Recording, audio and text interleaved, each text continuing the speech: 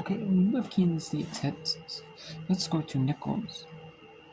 We'll get rid of the Pacific game. Pacific Gonzaga's will win that one. But let's go to. We'll go to the Southland first round. Then we'll go to the American quarter, or possibly the Summit semi. But the Summit semi is at half. The second Summit women's and the Summit men's semis are not going to be shown on TV. You think that they might like some of these conferences? We'll show you the Summit men. They'll move it so the men's can get more coverage than the women's.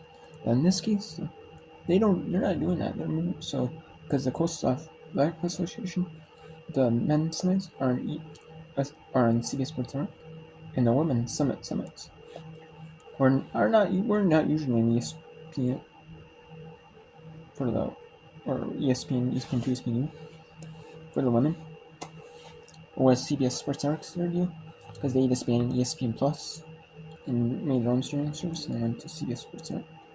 Usually CBS Sports Network has all those conferences. They do have some conferences like the SoCon. Like they're with ESPN. Some have ESPN Sports Reviews like the American Conference USA. However, they have a lot of deals with ESPN doesn't have rights to like Big East or on like for hoops like Coastal. They do have to deal with the Patriot League that's in both, but yeah. So they deal with the Summit, they deal with the Coastal, they have to deal with conferences that pretty well, we can get more money in this one than what the ESPN does. Even though we don't get as much exposure.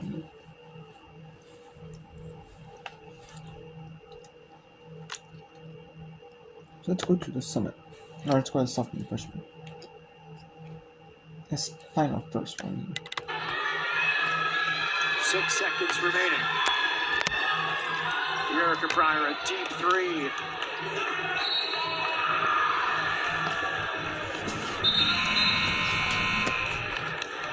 Even with just under 2 seconds left, Coach Payne making those substitutions to put Lexi Alexander and a couple others back into the game.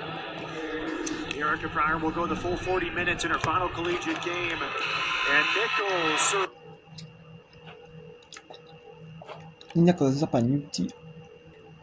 Nichols beat Norman, 75. Is it 75, 66 or something? I can't remember that. Either I knew. That is a huge win for Nichols as they move on to the second round. Keep their season in New Orleans season end, as they will not get any invites to tournaments as they're under 500. Usually only 500 teams and they make it to WBI before this the WBIT.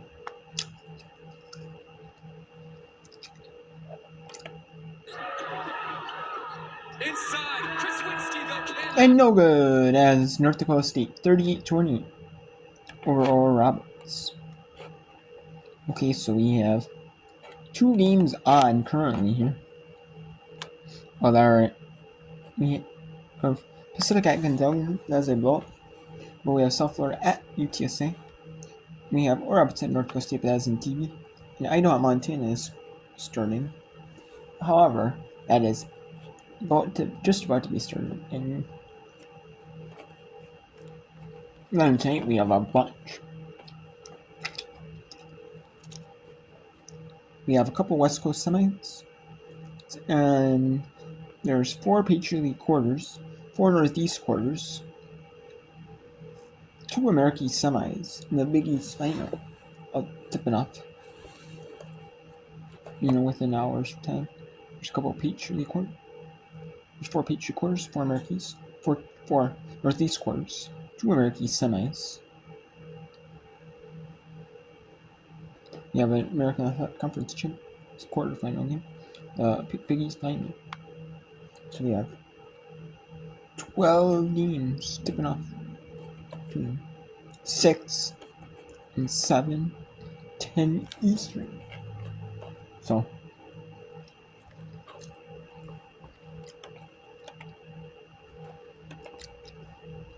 let's go to the American Championship, the quarterfinal round, as the number 5 seeded South Florida Bulls are taking on the 4th seeded UTSA Roadrunners. South Florida is 19-13 Canadian Conference. They have the better overall record as they played 3 more games this season, but UTSA is the 4 though. I mean, South Florida, they have to play 1 extra with the conference playing second round, but even so, they still play 2 more extra games in the regular season than UTSA. However, due to tiebreakers and head-to-heads, UTSA does have the advantage. They're at the free throw line. That's where the open shot's going to be. Coach Fernandez getting them in their half-court set now. Had Wilson slow it down when she came over half-court. Rito, yeah, that's a foul on Udo. She had her hand on her the whole way. Second foul on Udo. And I like that aggressive attack by Rito. The mismatch there, attack the hip of the big and draw the contact. Out of bounds for South Florida. Wilson gets it into Levy. Levy, catch and shoot and score. Yeah, Levy's feeling herself. Takes no time to get the shot up. 9 points for Levy, all in this quarter. And it's a 6-point USF lead.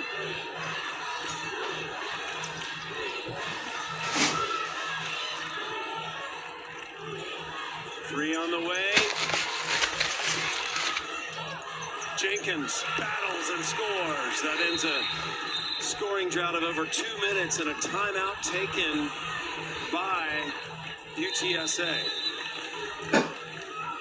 So we'll take a break as well. Under 2 minutes to play in the third quarter. Roll up to Easter with fast and easy driving. What you wanna see? Let's go. Doing this naturally. Gonna be a fantasy. Okay, so we only have 1 game on currently here, as South Florida went to South Florida UTSA game into media after a call-out time moment. So we have the number 6 seeded Idaho Mandos taking on the 3 seed Montana Grizzlies. And this is interesting, you know, in this tournament, how they did, as 5 and 8 had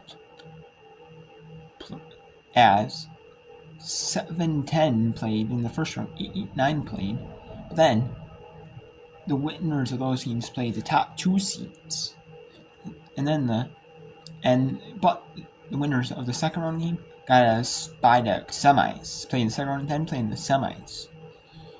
Instead of doing where 7-10 plays, 8-9 plays in the first round, then you could have 5 and 6 play in the second round, and then 3-4 play in the quarters, and then 1-2 play in the semis.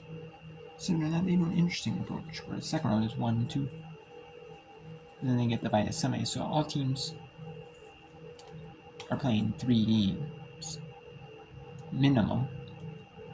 Alright, just are you gonna play 3 in 3 days?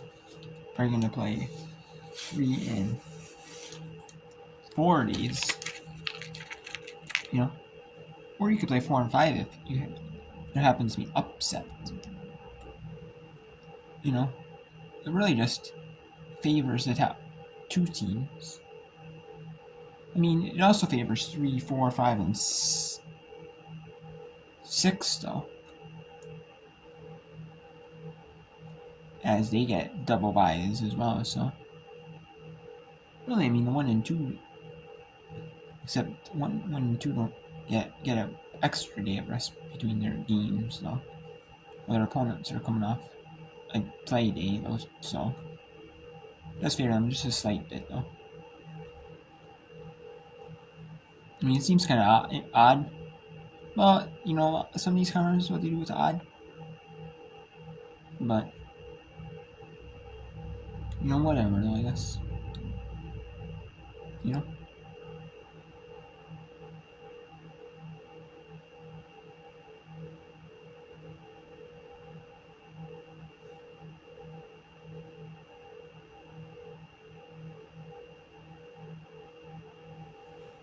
Anyways, well, let's stay here with the Big Sky third round match. Idaho Vandals at Montana Leaders. 7-5. Montana in favor of Idaho Vandals. Great ball movement by the Vandals. Actually, let's go back to South Florida UTSA. 42-38 in favor of South Florida. There are not a lot of games on right now. It's more of just, you know, the quarters are playing on right now, or the women's teams are playing right now, and the men are playing later. And then, or, you know, there's 4 quarters, 4 for the women, and they're all spread out throughout the day. You know, they're playing one after another. You know, so. But tonight, obviously, we have the Peach League quarters, the Northeast quarters, which are all played at the same time, and the Peach League quarters. There's 2 at one time and 2 at another. You know, the teams that, you know, are playing each other. You know, in the semifinals, they're going to be playing each other in the semis. You know, they will start at the same time, so you can't get a sky advantage live, you know. You can't, one who finished it early, you can't watch the second game. You don't get a little bit of, you know what I mean?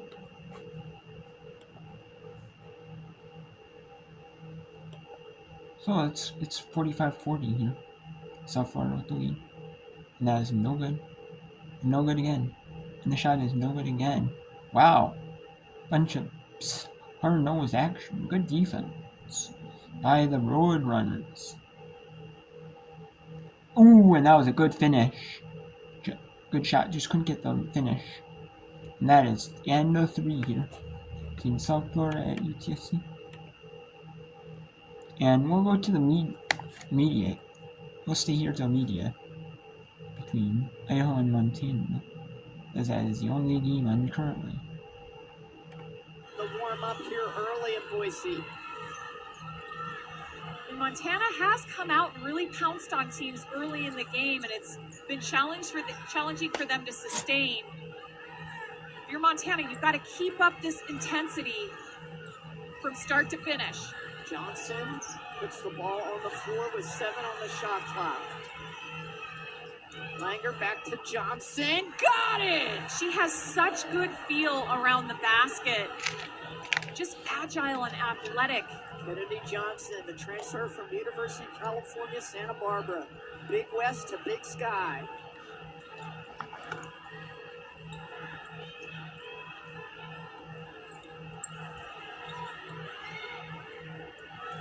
Earlier today, Montana State surviving and advancing over Northern Colorado, 47-44 in overtime. They will face Eastern Washington. The winner of this game faces Northern Arizona. Dribble drive penetration by Asha Phillips, and she will go to the line. The Lady Grizz heating up here early. We've got a break in the action. 3:50. And 3:51 to go. Montana Leaders 11-7 over Idaho Vandals. And it was a good game. Obviously, the winner plays in the semis against the 2 seed Northern Idaho. Northern Arizona. 1 seed is Eastern Washington, and they have to play Northern Colorado. So, and let's go to, there's really only one game on right now. It is the beginning of Kansas State, Texas. There's a bit of all on the action right now. No medias. Medias. Right now. In halftime. So we have one option, Kansas State, Texas. So Kansas State. So it's an interesting game.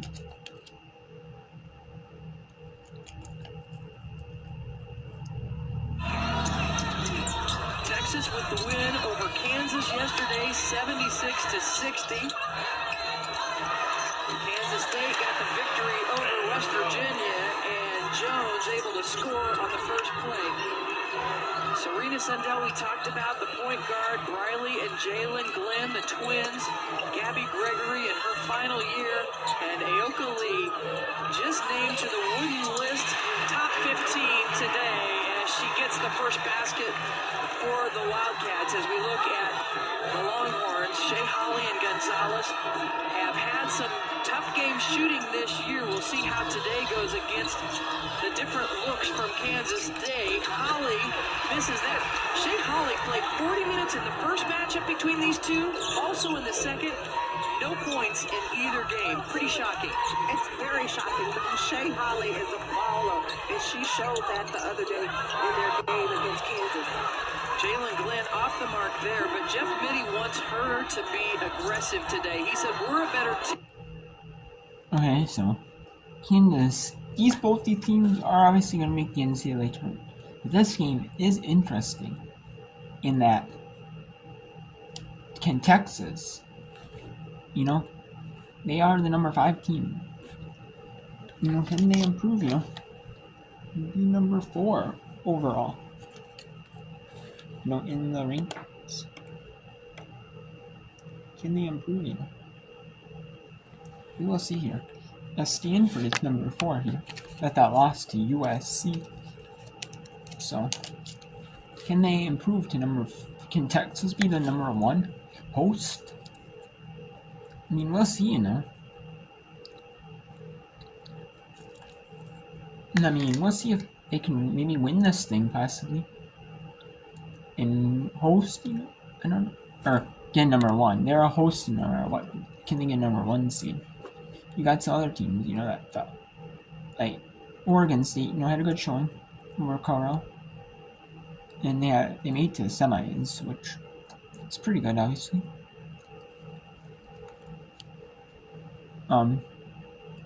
You had obviously some teams got the host spot, like Baylor. Colorado needed a win, and they didn't get it.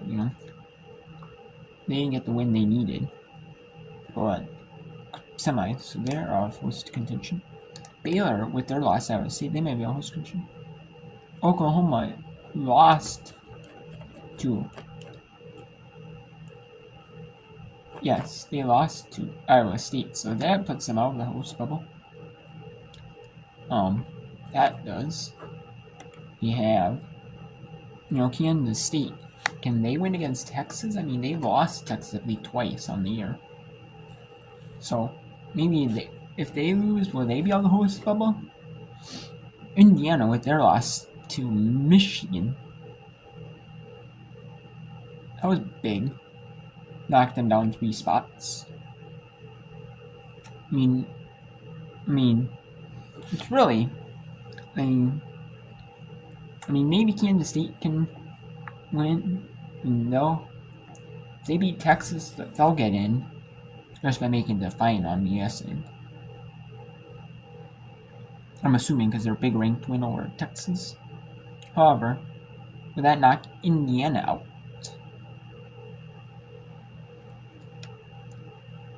I'm hosting. Maybe. I don't think it can. The only thing I can see would be is that I'm not of hosting would be how Kansas State does. If Kansas State wins, Oklahoma did lose to unranked Iowa State team. However, they are receiving votes. So Kansas State's loss is not as bad as Oklahoma's loss. I mean, maybe Kansas State improves in the rankings and 8 people. I mean, there's gonna be no 8 people next week. Obviously, maybe there might be for a tournament, but I mean, it's really just hosting. I mean, this is tough because you got maybe Kansas State proving up. Maybe Kansas State falls. I mean, I don't think you can punish Kansas State for a loss to like a number 5th ranked team. The only thing that would do is maybe push Texas up to 1 line, and push Stanford down. That might be the only thing that does. You know, if Texas, and then it depends because if Texas beats Iowa State in the final, I mean they could be 4, but if they win against Kansas State but lose to Iowa State, does that put them as a 1? Does that put them as a 1 still? Does that put them as a 2? Things to think about, you know. I don't think you can. Indiana, maybe they can be ahead of Kansas. Kansas State can be ahead of them with the win over Texas. Maybe. I would say so. But then Gonzaga. I don't think. I mean, will Gonzaga host? I mean, because if they win the West Coast Conference tournament, they were they staying in top 16?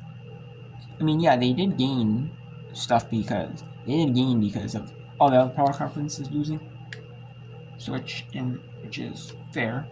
But now, if they win and dominate, like they in their 2 games they dominate against Pacific, can they dominate against Portland or Santa Clara and dominate? If they do that, maybe they can host. You know, maybe West Virginia Tech's more on the bubble. Down. Maybe Virginia Tech goes down. Out, you know, and maybe they're 4 right now, and will they fall even more?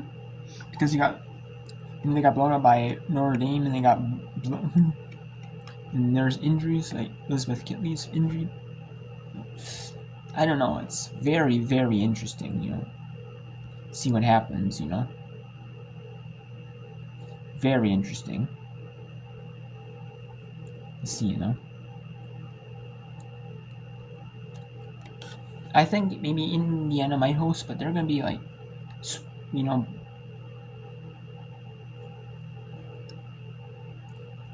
I mean, Oklahoma's. This is before or after their win over 17, because that's after the win over in the quarters too. So, Oklahoma, but Indiana, you know, so.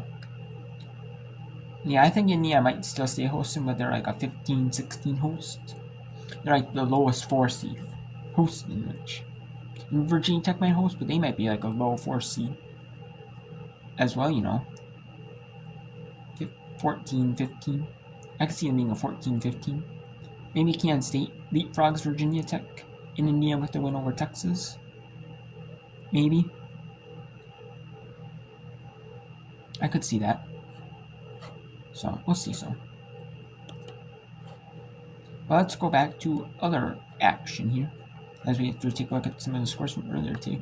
Nichols beat New Orleans 73-66. Number 14 Gonzaga beat Pacific 72-61.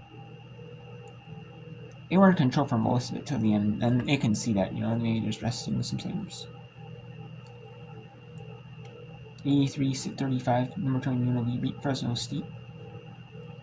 Could UNLV, like, just dominate like they are? Could they be a host? Or could they be like a 5? They're like a 6 right now, as you can see, 21 people, 6. Can they be like a 7? Could they, instead of being like the first 6, could they be like a low 5? Who knows, you know? They possibly could. I mean, Utah made it to the semis and had a good game. I mean, even though they didn't win, you know? So we'll see, you know. It was USC Ute. I don't know, I mean. Or did Utah lose in the quarters? I think they might have lost in the quarters, actually. Did they lose in the quarters? No, they played in the semis. No, it was quarters, wasn't it? That was quarters. Wasn't it? Yeah, it was the quarter. Okay. So I was gonna say it was UCLA, USC, and then Stanford, Oregon State. Okay, yeah. Still, Utah played a ranked team and they ended up winning short, which is fair, you know. So UNLV, if they can dominate, maybe they pass Utah. I mean, I don't know. Baylor might fall more if UNLV dominates, you know. Maybe. But I could see UNLV leapfrog Utah. But then, or maybe Baylor falls even more to UNLV. If UNLV wins all and dominates, maybe Baylor, you know, falls. But then Utah, maybe UNLV improves to 20, and Baylor falls to 21, and then Utah goes 19. Who knows, you know?